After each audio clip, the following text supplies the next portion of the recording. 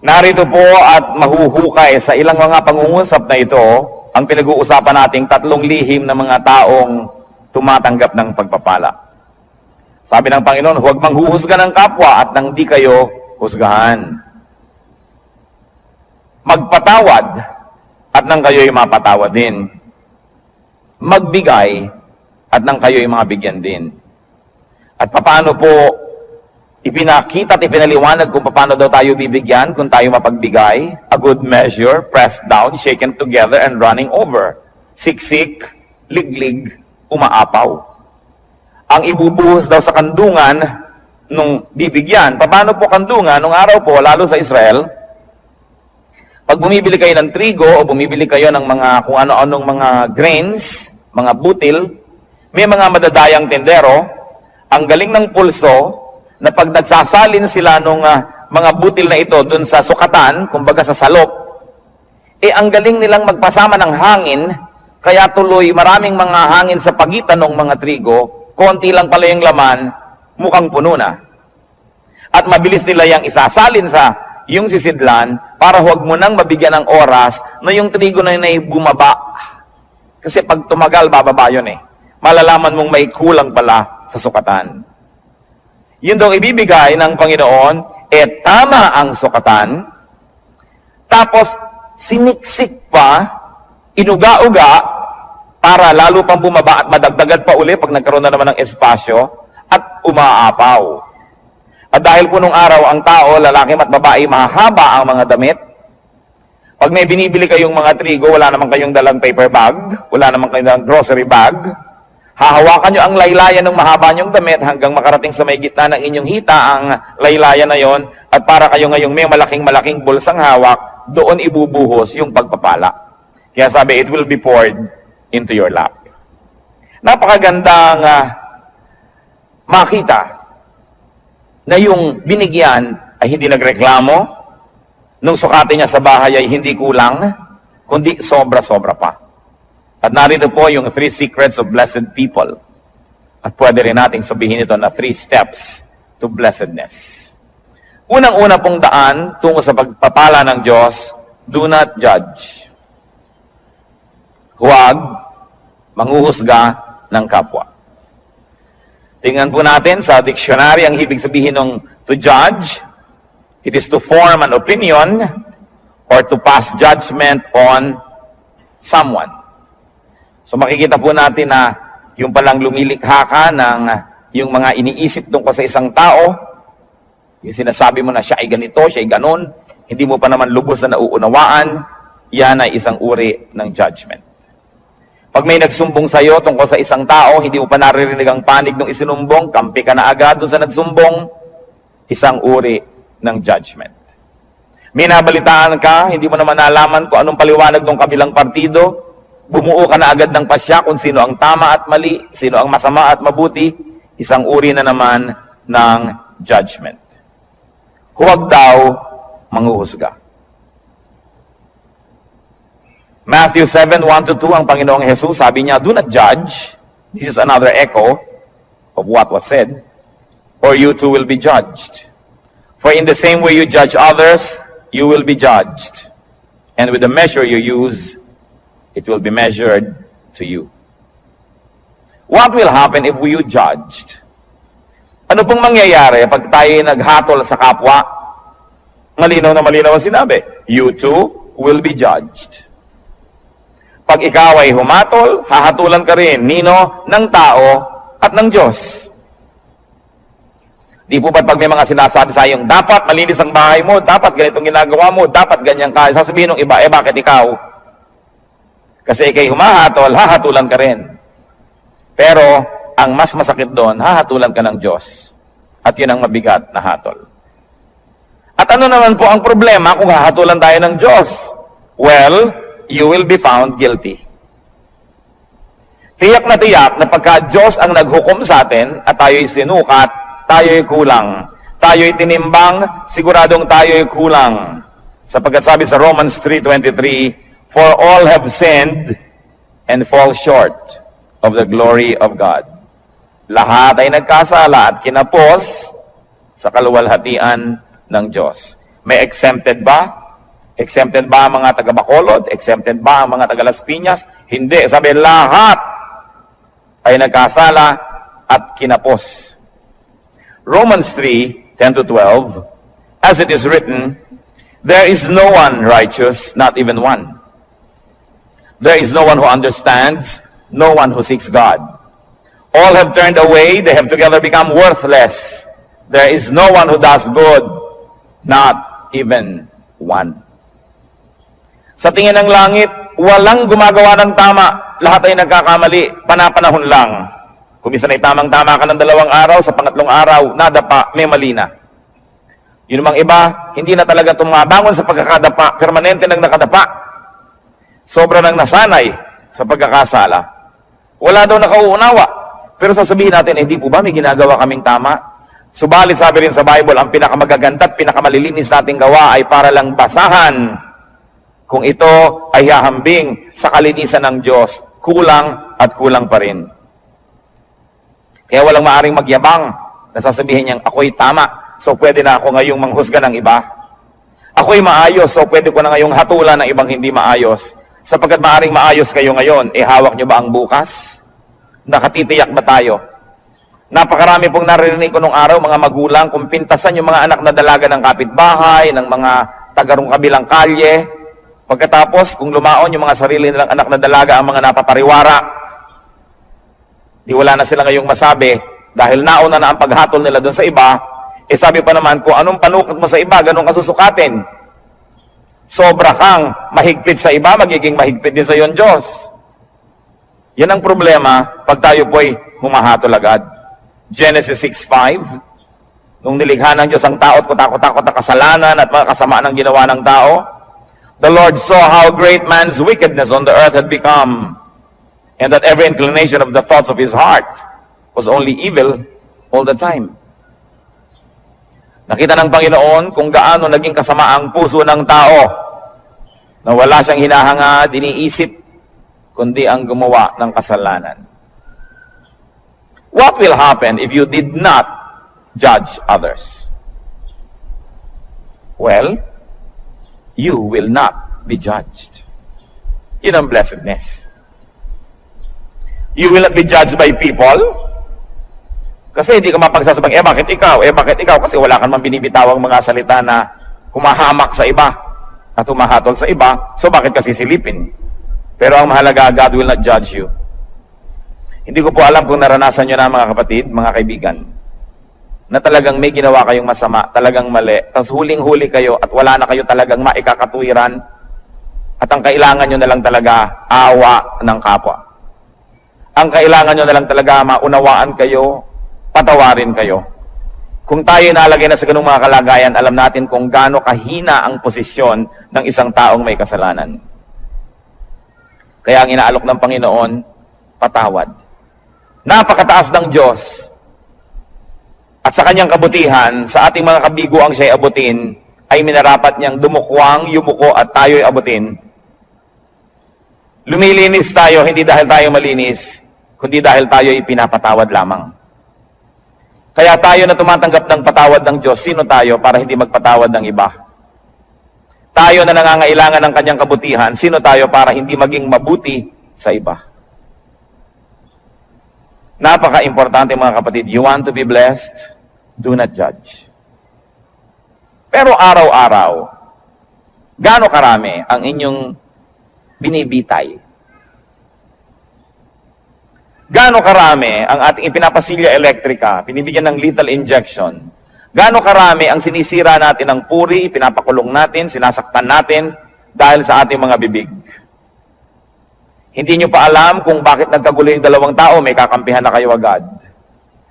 Pag may nakagalit ang inyong anak, ang inyong kapatid, ang kapatid nyo, anak at anak, lagi ang mabuti at ang laging masama ibang tao.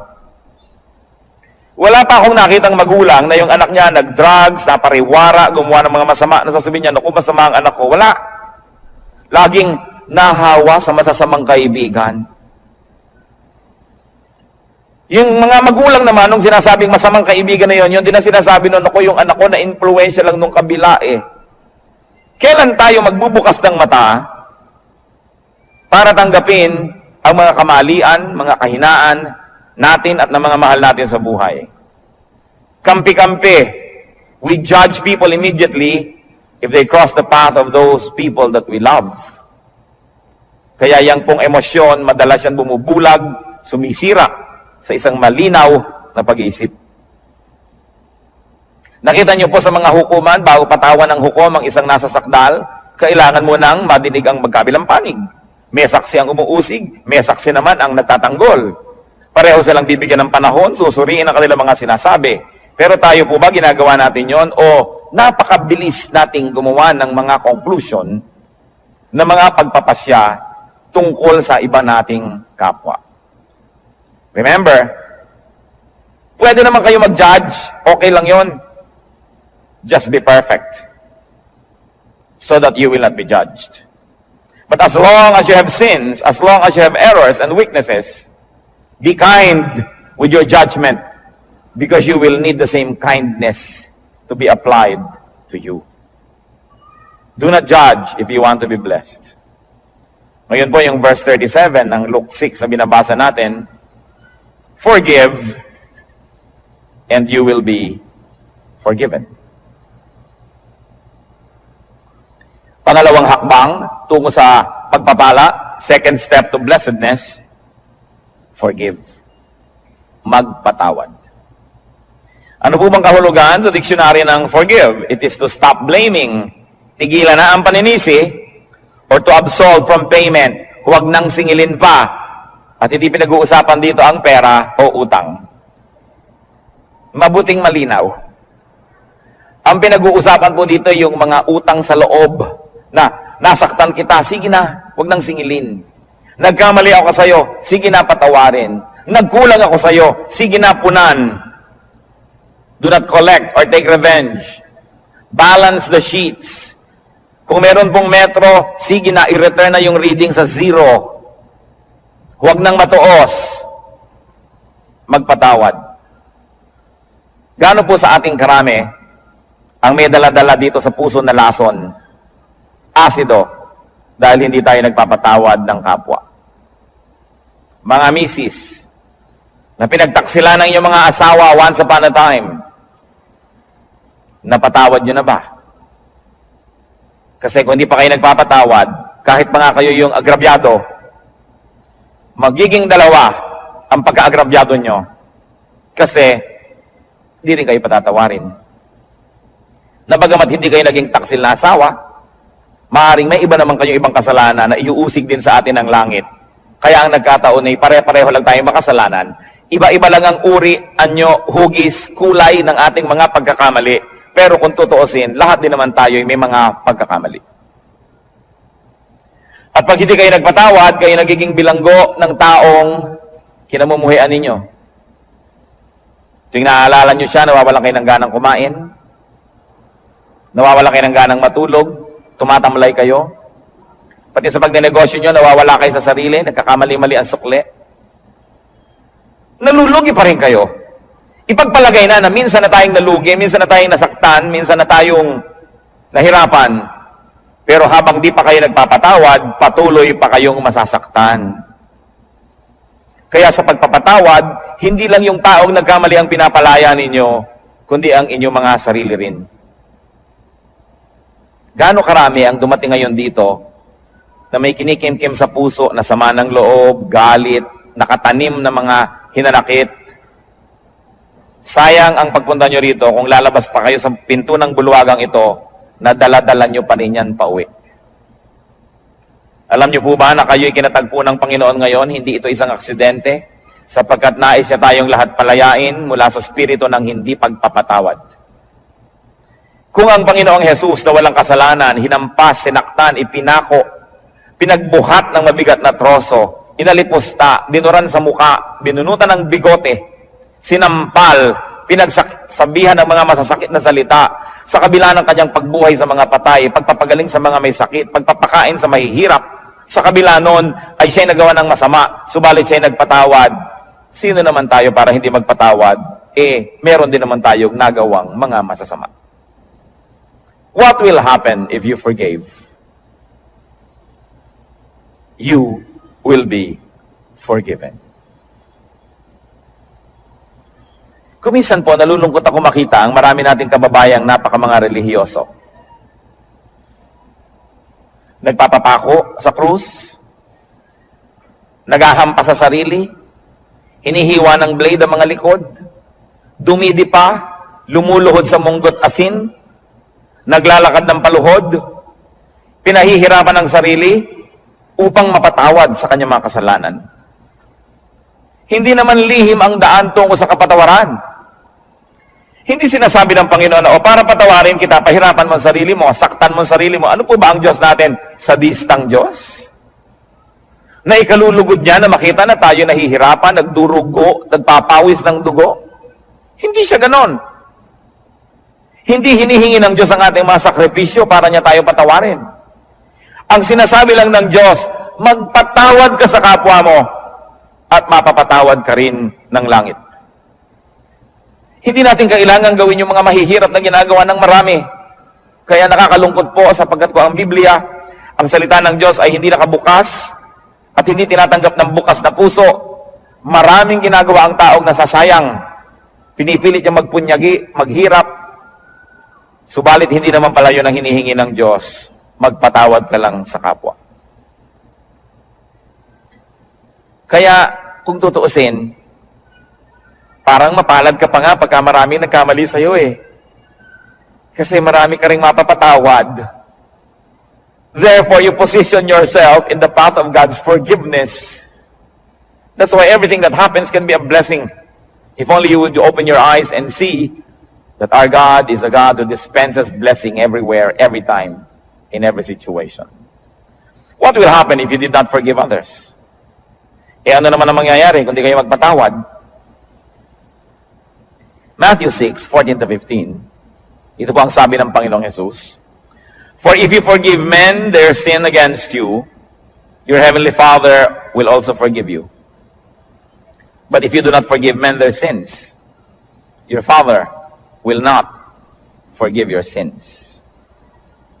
Yan po yung dasal nating Ama namin. Patawarin mo po kami sa aming mga utang, gaya rin naman ng pagpapatawad namin sa nagkakautang sa amin. Forgive us as we forgive those who trespass against us. Patawarin mo kami, gaya rin naman ng aming pagpapatawad. So ang sinasabi, Lord, kung kami po ay mahilig magbigay ng patawad, edi mahilig din kayong patawarin kami. Kung ayaw po namin magpatawad, huwag nyo rin kami patawarin.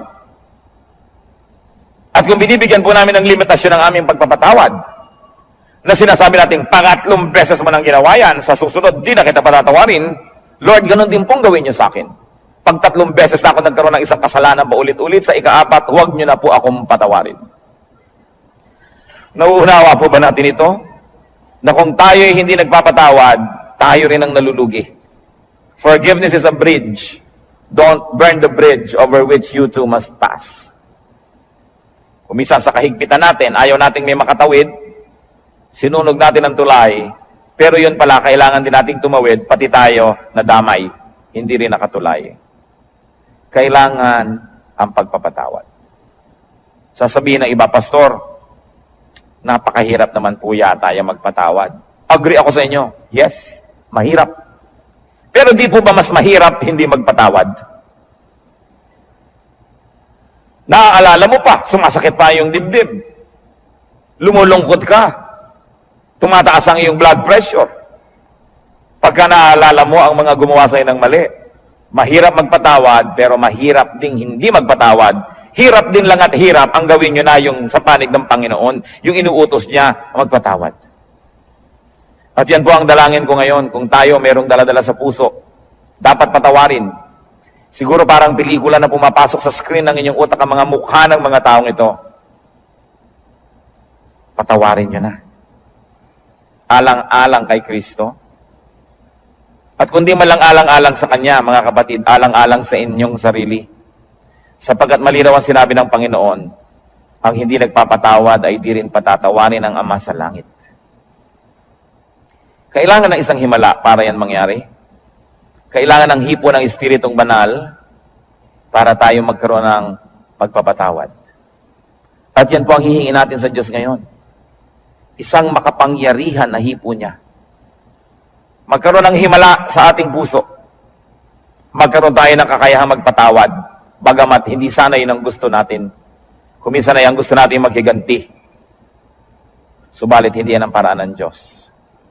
At ang gumaganti, nagagantihan uli, magagantihan, hindi na matapos ang gantihan. So if you do not forgive, you will not be forgiven by people and by God. You will remain guilty. Therefore, you will be judged. And in the end, you will be condemned. Pangalawa pong hakbang, forgive. Pangatlong hakbang, tungo sa pagpapala, give. Napakalinaw po ng sinabi, give and it will be given to you. Magbigay ka at susuklian ka. Bibigyan ka rin. At ano po, higit sa ibinigay mo, ang ibibigay sa iyo. Kasi, sukat na tama, sisiksikin, liligligin, aalugin, at umaapaw pa ang ibibigay sa atin. Wala tayong kalugihan. So give to people. Give people your 3 T's. 3 letrang T. Time, talent, treasure. Ibigay natin yan sa tao. Lalo sa mga mahal natin sa buhay.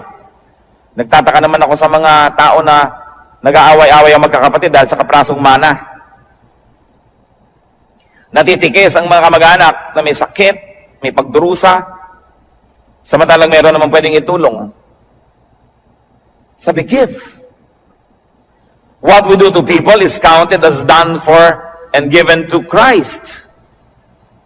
Alam niyo po ba na ang pagbibigay sa tao, lalo yung hindi nakakaganti, hindi makakapagbayad, ay inaari ni Kristong sa kanya ibinigay at kung ganon, siya ang magbabayad.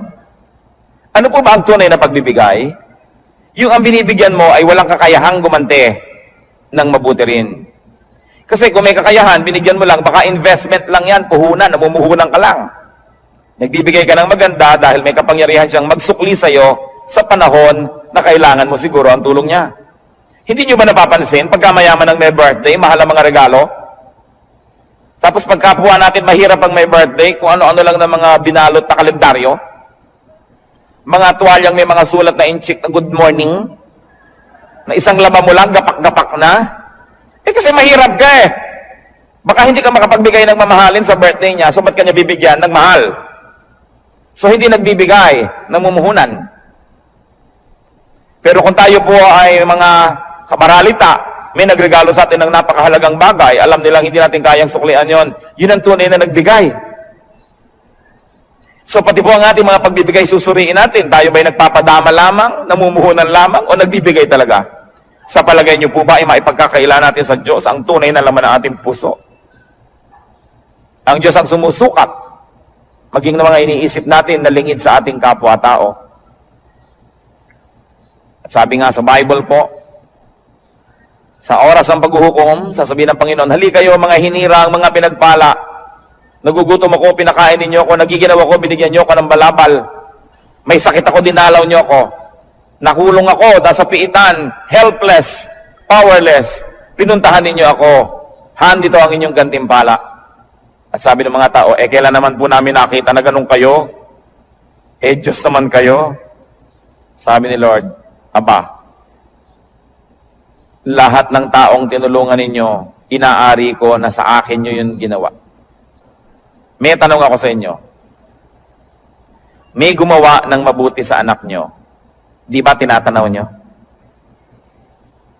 Di ba mas natutuwa pa nga tayo na sa birthday ng anak natin may nagregalo kaysa sa sarili nating birthday?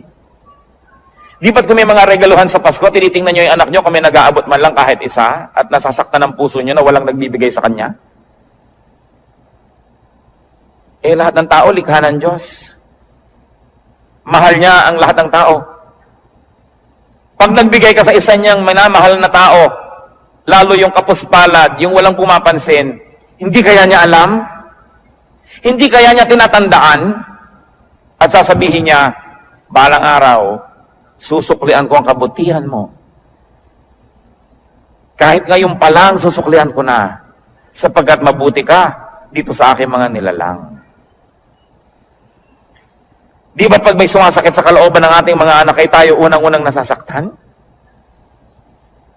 So kung may sinasaktan kang tao, sa palagay mo ba hindi mo sinusugatan ang puso ng Diyos? Kung meron kang taong hinuhusgahan, pinag-uusapan, chinichismis, inaagawan ng asawa, inaagawan ng pera, nilalamangan, hindi kaya natin pinalulungkot ang puso ng Diyos. Kaya ang sabi niya sa Matthew 25:45, I tell you the truth, whatever you did not do for one of the least of these, you did not do for me. At yung kabaligtaran naman nun sa verse 40, sabi niya, whatever you did for one of the least of these brothers of mine, you did for me.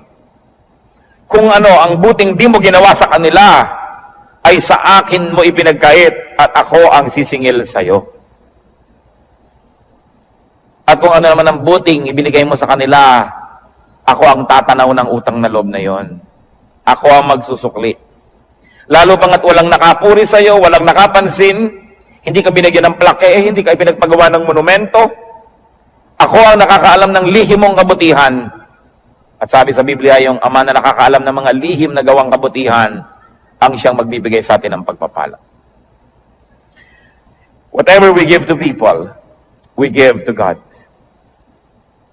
And if you give to people, therefore you give to God, why will you not be blessed?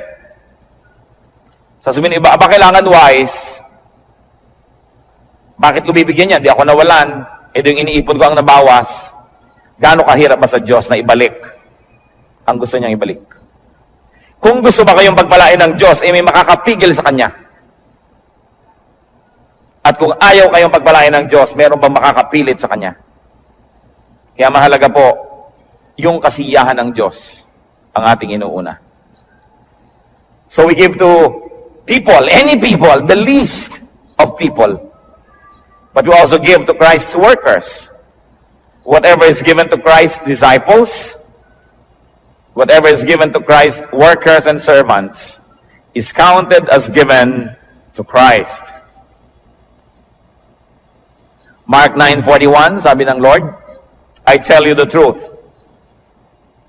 Anyone who gives you a cup of water in my name, because you belong to Christ, will certainly not lose his reward. Kausap niyo po ang kanyang mga disipulo. Sabi niya, maski isang basong tubig lang ang ibigay sa inyo dahil lingkod ko kayo, hindi malilimutan ng langit yon at mayroon siyang gantimpala.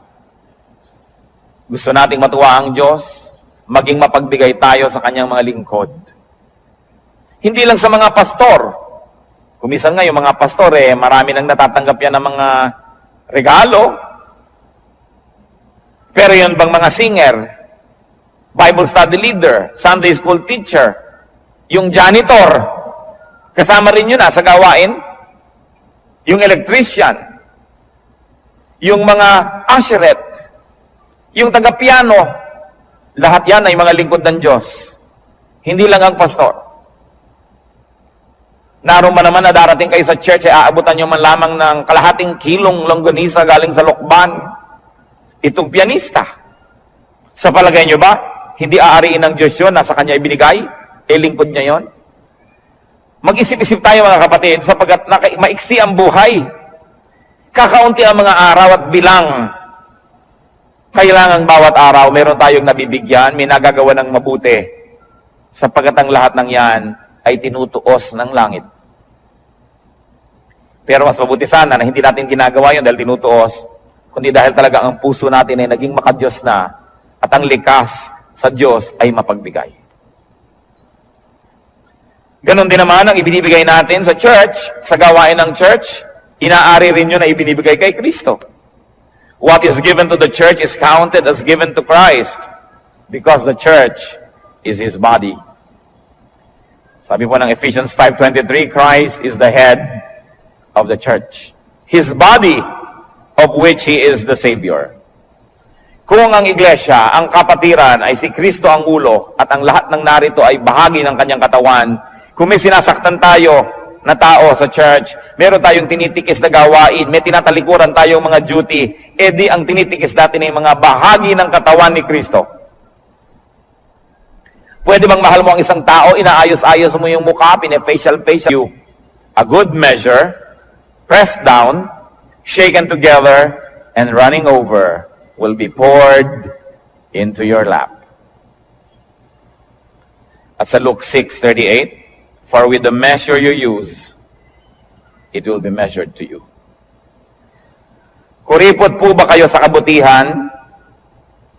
Magiging kuripot din sa inyo ang langit. Mapagparaya ba tayo at mapagbigay? Ganon din ang tatanggapin nating atensyon mula sa langit.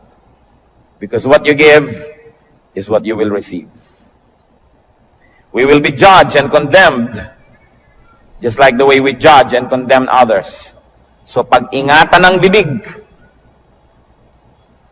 We will be forgiven just like the way we forgive. And we will be given just like the way we give. May tatlong bagay pong kailangan tayong mga tao. Unang-una, kalayaan mula sa judgment, mula sa paghuhukom. Kasi lahat tayo guilty.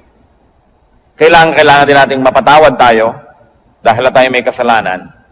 At kailangan din nating tumanggap ng pagpapala ng Diyos. Simple, para ang lahat ng yan ay maganap. Blessed people, or the people who will be blessed, do not judge.